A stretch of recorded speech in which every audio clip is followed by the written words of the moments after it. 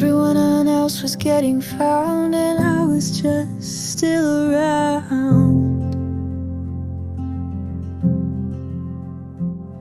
No fireworks, no love letters, just me and God in silent weather.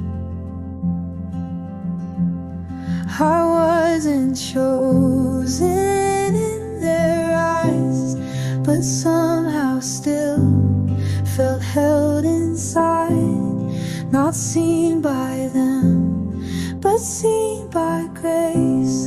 Not in a rush, not in a race. I wasn't found yet, but I was